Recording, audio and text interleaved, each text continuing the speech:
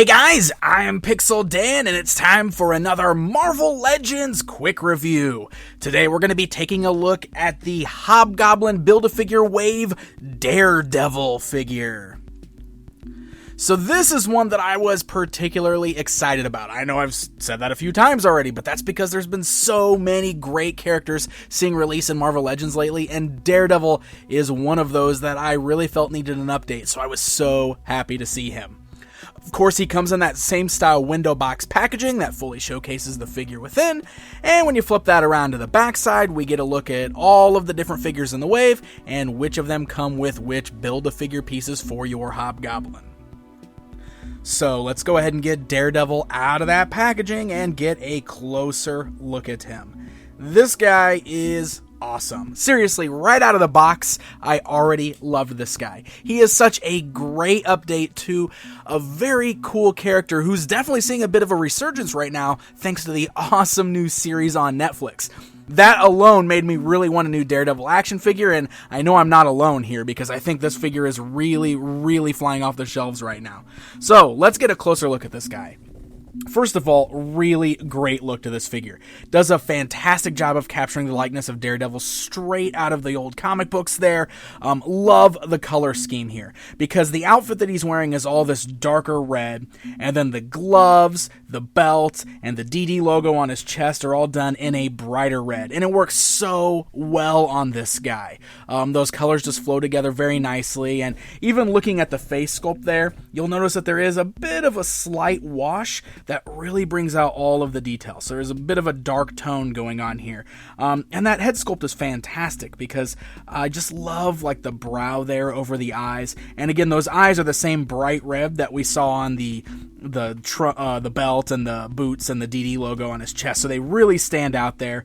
He's got the little horn sticking off his head, of course, for the signature look. I just love it. It's a great stern look on his face there. Really great head sculpt. I love that you can see the ears underneath the mask there. So just all around, really great anatomy going on there. And I feel that way about the entire figure. I just really feel like the build of this guy is so much better than what we've seen in the past for Daredevil. He's had a couple different releases in the past in the Spider-Man Classics line. He was part of that initial wave of Spider-Man Classics and then got a redo a few years later. And they were fun figures for the time, but man, this guy is just leaps and bounds ahead of those, I feel. It's really cool. The belt is like a separate piece that's over the figure here, but it is glued in place, so you can't take that off. Same with the little holster on the side that holds onto his clubs. I do love the design on them because I love the little buckles there and the straps that wrap around his waist. You can see they're a little flexible, but it's definitely it's attached to the figure. I mean, you can kind of slide it around there, but you're obviously not going to be able to pull that off, I don't think. Maybe. Let me see. I guess if you wanted to, you could probably squeeze it off. It does get stuck at the calves there. You probably really don't need to take that off for anything, but I guess it's worth noting that it is a little looser. You can take it off. But in that holster, we do have his little club accessories. They're just done in a white plastic. This is one of my only criticisms here. They're very gummy. You can see how pliable they are, so they're very soft. Now, they do have a cool feature where there's a little peg, so you can plug them together to make one solid staff-like weapon there. But you can see they're so gummy that it's kind of warped. It doesn't hold its shape very well. But you can get those in his hands there, and that way you can get some poses of him holding onto those weapons, his signature little clubs there, which is awesome, so he can lay the beat down. The hands are a little tight, so maybe that's why they went with the gummy grip, because he does grip onto them very nicely there. You can get a really nice grip on those accessories. I just wish they were a little more solid so that they didn't bend and flex so much, because over time those are definitely going to warp. But man, yeah, he looks fantastic. So let's go ahead and run down the articulation on this guy.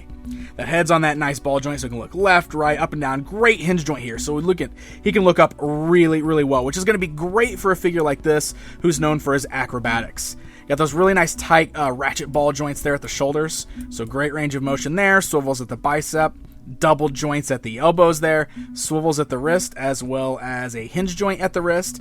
You got the nice swivel at the waist there, which is above that belt.